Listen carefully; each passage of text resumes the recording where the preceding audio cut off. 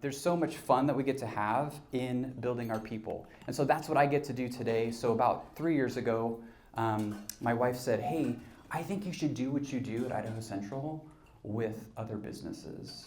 And like a good husband, I said, that's a terrible idea. I'm really afraid of doing that. That seems really scary. And of course she was right. And so now we get to work with dozens of companies all across the country. And I love the work that I get to do. So my goal today is to help equip and empower leaders. And I consider all of you guys leaders in what you do. And so we're going to talk about succession planning. And the reason I shared that story is because I was part of a succession plan, but I didn't even know it. Right? I was in survival mode. I was in like, let's figure this out mode. But I didn't even know that that was part of the plan that they had for me. And so I'm going to share some things that I've learned over time, these pieces that we're going to touch about of suiting up like a success, or suit up for success, to strategize like a superhero. It's funny because I didn't do this font like this, but because of the projector, it looks kind of wavy over here. I don't know, that looks kind of like superhero-y, I guess. So there you go. I'm going to sprinkle in some superhero stuff. It's a cape, yes, it's flying. Yeah, there you go. So we're going to talk about how to identify top talent. We're going to talk about how to implement succession planning. How many of you guys are looking to hire some people in the next 18 to 24 months? How many of you guys are looking to maybe have some people who might be departing over 18 to 24 months, right? How many, it's all of us. So succession planning is so important. We're going to talk about how to foster a culture of mentorship, and then how to leverage scorecards and progress. Does that sound good to you guys?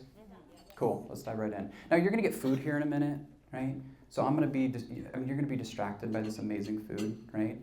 So I'm just going to ask that as you're eating, feel free to take notes as well. There's going to be a couple things that stand out to you, and my goal, and something I love to do, is make sure that by the end of this, that if you have a question or you have something that pops up, or even just an aha, you're like, oh, I'm going to take that and I'm actually going to apply that. I want to hear from you as well. So please make sure that you have time to take notes. Okay, so I'm going to make sure I didn't jump ahead too far here. Yep, okay, perfect. So why is it important, right? We can talk about succession planning and why it's critical. But those effective plans are 1.7 times more likely to experience financial performance. So organizations who have an effective succession plan are more likely to have higher financial performance. Secondly, is companies with a well-defined succession plan experience 14% lower turnover rates. So that's a big deal, right? We don't want to have bad turnover. We definitely want to help reduce that as much as possible. So it's really important to have a great written plan. And then the last one that I have up here as far as the slide goes is one of the SHRM reports that organizations with structured succession planning see a 60% improvement in the readiness of their internal candidates for leadership roles and for reducing the need for external hiring. And Wade, you touched on this obviously, and everybody knows this. It's a challenge to get folks into our organizations, right? There's a very limited pool. So how can we make sure that we're maximizing the most important piece that we have in our organization, which is our people, right? So let's jump along here. So identifying a high potential. How many of you guys use some sort of assessment tool? There's so many different ones out there. There's DISC, there's Clifton Strengths, there's, Working Genius, right? How many of you guys use something? I'm just curious. Okay, awesome. I highly encourage you to use some sort of assessment tool. Now, people use this in different ways. Sometimes just to even get into the front door, right? You have an assessment tool. But what I would recommend is making sure that any assessment tool that you have tells you more about your people. It's kind of like, when you go on a first date, you don't really know a whole lot about the person, right? There's only a little bit that you know. But as you have more dates and as you get to know them, and maybe you move into a relationship with them, or they become a partner, they become a spouse, whatever it is, it's through that process that you get to know more and more about them. So an assessment piece is kind of like getting past the first or second date. It's really helping you know specifically what makes them tick, why do they do what they do, and are they kind of in the right role or in the right piece in our organization. So assessments are huge. Second one is what's their current performance. So how many of you guys have like a scorecard or something that helps you track and know what your team members' performance is, maybe on a monthly basis, or obviously you guys have annualized performance reviews, but does anybody have anything that kind of helps you track their performance? Yeah. Do you mind if I ask what you guys have? Sure. Our leadership team meets every month with every single employee for half an hour, and we ask a series of questions, and we open it up for any concerns or ideas that they might have as well. Excellent. And I'm sorry, what was your name? Sherry. So Sherry mentioned, and I'll say this just a little bit louder so everybody can hear, you guys meet monthly, right? You go through kind of specific questions to make sure that you know where they're at. You're checking in on their performance as well during that time frame, and just making sure that they're supported. Is that what I heard? Okay, awesome. I love it. That's great. I would say that is a great format. For me personally, I love making sure that there's those monthly check-ins, but that has to be tied to metrics as well. It has to be tied to what are they specifically doing in their role for two reasons. The biggest one is you want to help hold people accountable and help them go to the highest standard that they can. But if they don't know what success looks like, if they don't have kind of that balanced scorecard, is what I call it, if they don't know what their daily output and how that means, and how that matters, then that can be a real struggle for them. And it's really hard for you to know where they're at when it comes to their talent, because sometimes it can just be showing up. That's a big deal. Well, we want to make sure that we know specifically where they're going and then where they're growing as well.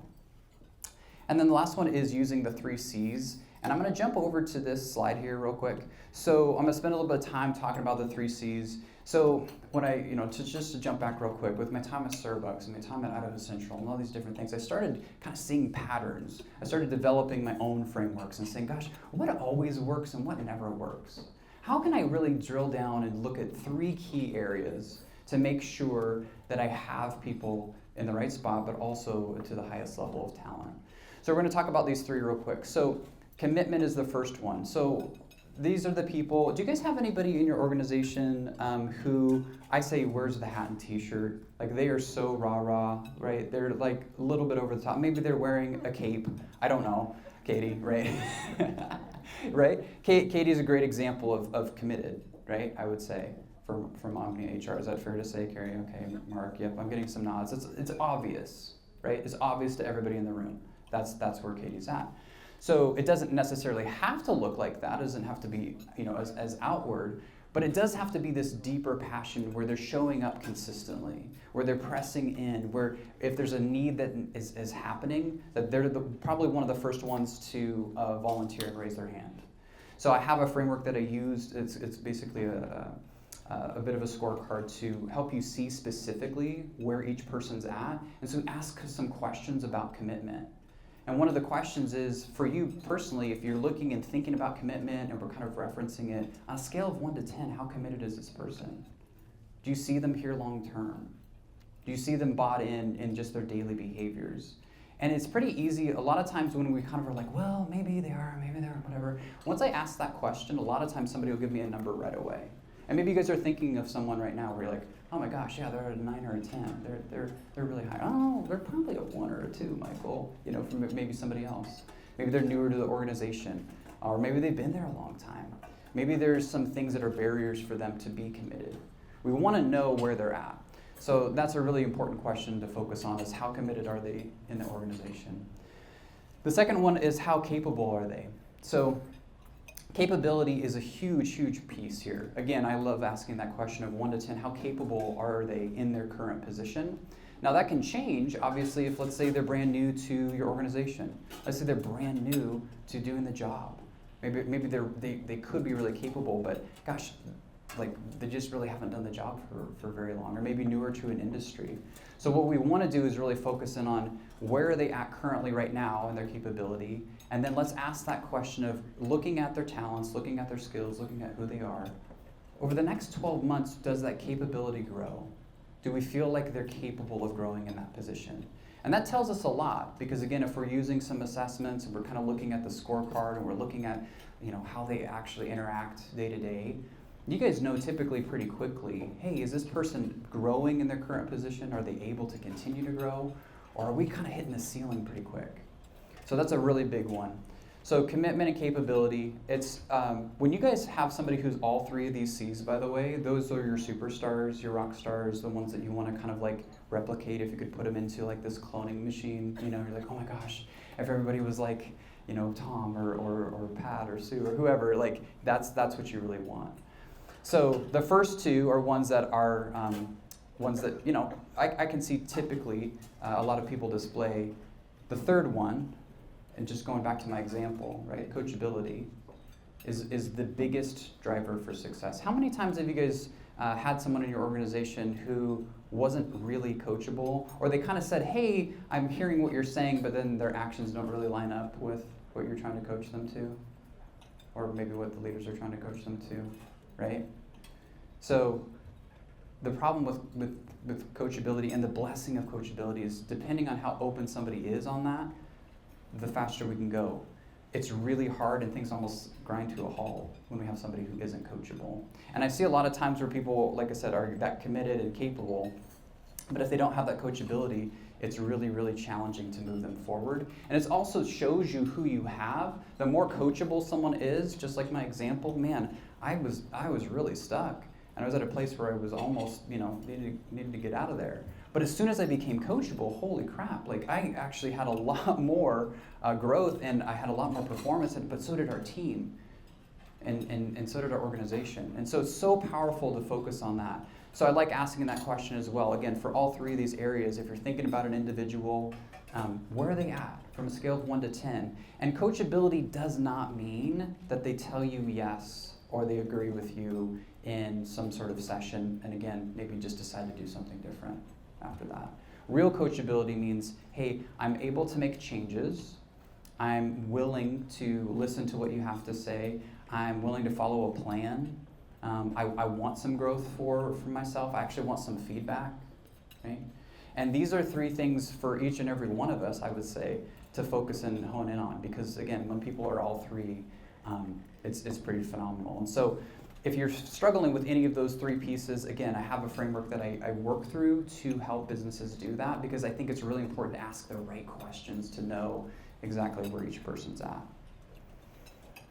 Okay, so the benefits of identifying a high potential talent is obviously it enhances that leadership continuity and just really continuity within your organization, but also it accelerates organizational growth and innovation. So I just want to kind of open